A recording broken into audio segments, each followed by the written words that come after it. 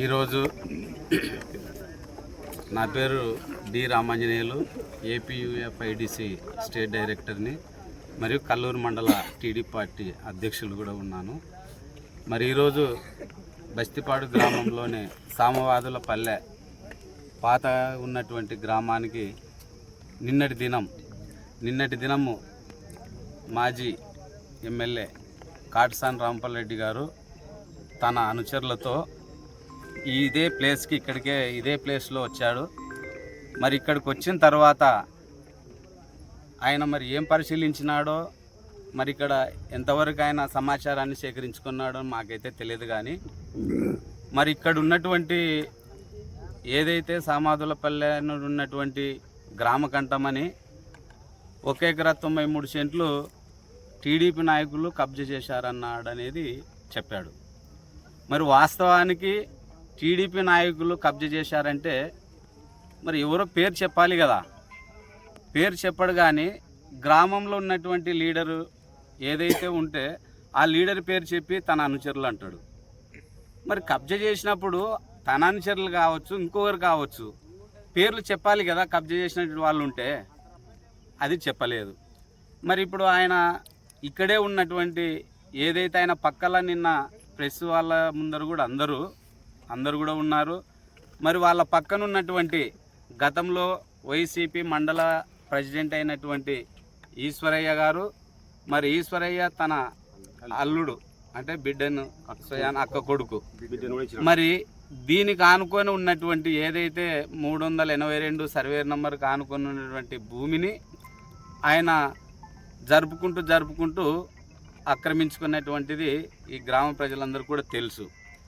మరి మేము నిజంగా కూడా దీన్ని జరుపుకుంటూ మొత్తాన్ని ఆక్రమించుకోవడానికి వాళ్ళు ప్రయత్నం చేస్తుంటే దాన్ని నిలువరించడానికి కొంతమంది గ్రామస్తులు కలిసి ఇది గ్రామానికి సంబంధించినటువంటి గ్రామకంఠం, ఇది యథావిధిగానే ఉండాలి అనేటువంటి దాంతో వాళ్ళు అడ్డకట్టేశారు. ఆక్రమించుకోపోయేదానికి అడ్డకట్ట వేస్తే మా వాళ్ళని ఆక్రమించుకోకుండా చేస్తున్నారనే ఒక దురుద్దేశంతో ఇక్కడికి వచ్చి టీడీపీ నాయకులు ఆక్రమిస్తున్నారనేటువంటి ఎంతవరకు సమంజసమని చెప్పి నేను మీడియా మిత్రులకు నేను తెలియజేస్తున్నా. నిజంగా వీళ్ళు కానీ ఈరోజు టీడీపీ నాయకులు వచ్చి ఇక్కడ అడ్డుకట్ట వేయకపోతే ఇప్పుడు ఇక్కడ టెంకాయ చెట్లు కొంతవరకు మేరకు నాటారు. రేపు మేము నిజంగా కూడా దీన్ని గ్రీవెన్స్కి మేము వెళ్తున్నాం. ఇప్పుడు వాళ్ళు అక్కడ సదును చేస్తుంది ఆక్వై చేసుకోవడానికి కాదు, యథావిధ గ్రామానికి ఏదైతే గ్రామకంఠం ఉందో అలాగనే పెట్టాలనేదే.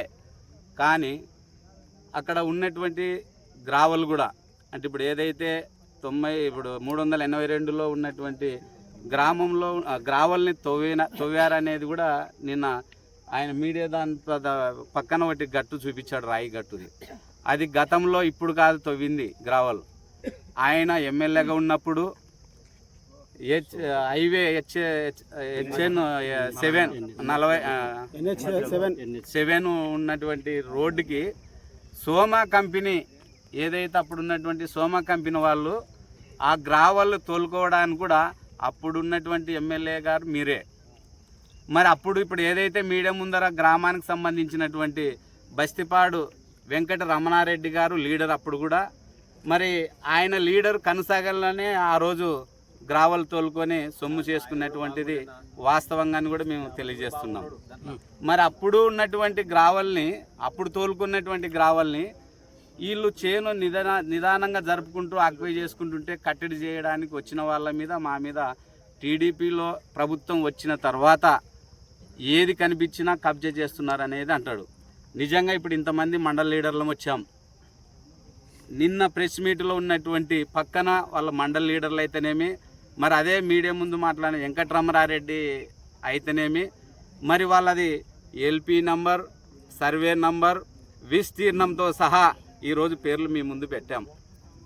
మరి నిజంగా మా టీడీపీ నాయకులు అక్వై చేసుకున్నట్టయితే వాళ్ళు కూడా మా మాదిరిగానే LP నంబర్ కానీ విస్తీర్ణం కానీ ఏదైనా చెప్పమను వదులుకోవడానికి రెడీగా ఉన్నారని చెప్పి మేము ఈ సందర్భంగా తెలియజేస్తున్నాం. మరి ఇప్పుడు వాళ్ళకి మీడియా ముందు మేము పెట్టాం సర్వే నంబర్, LP నంబర్, విస్తీర్ణం, మరి వాళ్ళు వదులుకోవడానికి సిద్ధంగా ఉండరని చెప్పి సందర్భంగా నేను తెలియజేస్తున్నా. ఇది ఇక్కడ ఏమంటే ఏదైతే వాళ్ళ పార్టీని ఉనికిని కాపాడుకోవడం కోసం, వాళ్ళు చేసినటువంటి భూ కబ్జాలను కప్పుపుచ్చుకోవడం కోసం మన మీద ఏదో దొంగ అన్నట్టు టీడీపీ నాయకులని టీడీపీ నాయకుల మీద బురద చల్లడం అనేది సరైంది వాస్తవం కాదని చెప్పి నేను ఈ సందర్భంగా తెలియజేస్తున్నా. మరి ఇంకోటి ఇసుకదన్నాడు, ఇసుక ఫ్రీగానే అన్నాడు అని అంటాడు. మరి ట్రాక్టర్లు ఎందుకు పట్టుకుంటున్నారు, టిప్పర్లు ఎందుకు పట్టుకుంటున్నారు అంటారు. ట్రాక్టర్లు టిప్పర్లు పట్టుకుంటే వాళ్ళు నిజంగా కూడా వ్యాపారం రీత్యంలో వాళ్ళు వేసుకపోతుంటే నిజంగా బస్తిపాడు, చిన్నటేకూరు, బొల్లవరం ఈ గ్రామాల్లో తాగునీటి ఎద్దడి ఏర్పడుతుందని చెప్పి ఈ గ్రామాల్లో అంటే ఒకటి కమిటీ ఉంది, అందరికీ కమిటీ ఉంది. ఆ కమిటీ పరిధిలో బయటికి ఇసుక తోలడానికి వెళ్ళడానికి వీలు లేదని చెప్పి ఆ కమిటీ ద్వారా ప్రతి ఒక్కరు పట్టుకుంటారు. మరి దౌర్జన్యంగా తోలుకొని పోయేటప్పుడు, దొంగతనంగా తోలుకొని పోయేటప్పుడు పట్టుకుంటే తప్పేంటి? అది మీకు నష్టం. అంటే తోలేదే వైసీపీ నాయకులు, మిమ్మల్ని పట్టుకుంటే మాత్రం టీడీపీ వాళ్ళ మీద బురద చల్లుతారు. నిజంగా టీడీపీ వాళ్ళ తోలుతుంటే పట్టేయండి. దాని మీద ఎస్ఐ మీద ఒక మాట అంటారు, ఎంఆర్ఓ గారి మీద, అధికారుల మీద పొలం మీరు చెప్పినట్టే ఎక్కకపోతే ఎంఆర్ఓ గారు వాళ్ళకు వన్ సైడ్ చేశారంటారు. నిజంగా మాకు వన్ సైడ్ చేసింటే అగో ఆన్లైన్ చూపించాలి కదా.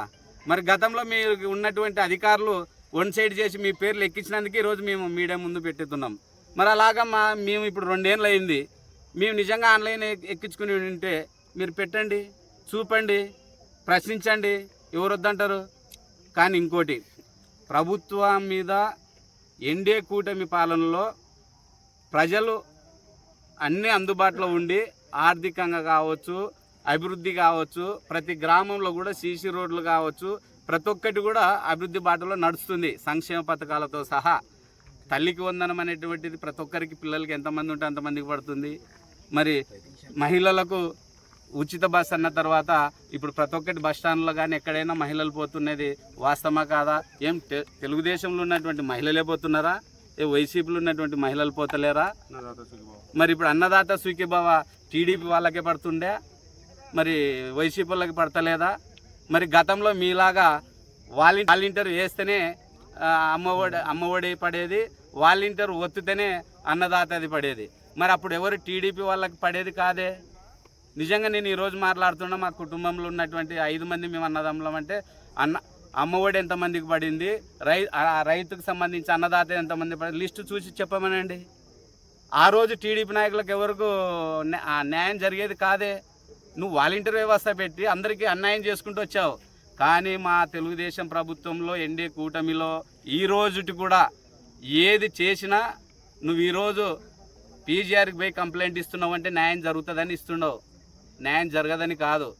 మేము గతంలో వైసీపీ ప్రభుత్వంలో మేము ఎన్ని మాటలు స్టేషన్కి ఇచ్చినా, ఎన్ని పీజీఆర్లకు ఇచ్చినా, ఎన్ని స్పందనలకు ఇచ్చినా కూడా కనీసం అధికారులు వచ్చే పరిస్థితి లేదు, దాఖలాలే లేదు. ఈరోజు నువ్వు వెళ్ళి ఇస్తున్నావంటే అధికారులు నీకు చొరవ చూపి అధికారులు కట్టడి చేస్తున్నందుకే నువ్వు పీజీఆర్కి వారం వెళ్తున్నావని చెప్పి ఈ సందర్భంగా నేను తెలియజేస్తున్నా. కాబట్టి ఇప్పటికైనా అబద్ధాలది మాని ఏదైతే నువ్వు తప్పులు నిజంగా మా వాళ్ళు మేము తప్పులు చేస్తుంటే మీరు లేవనెత్తండి, ప్రశ్నించండి, మేము సమాధానం చెప్పడానికి రెడీగా ఉన్నాం. కానీ లేనిపోని అబద్ధాలు చెప్పి గ్రామాల్లో చిచ్చులు పెట్టే కార్యక్రమాలు చేయొద్దని చెప్పి నేను ఈ సందర్భంగా మాజీ ఎమ్మెల్యే గారికి కాటసాని రాంపల్రెడ్డి అన్నగారు కూడా నేను తెలియజేస్తున్నా.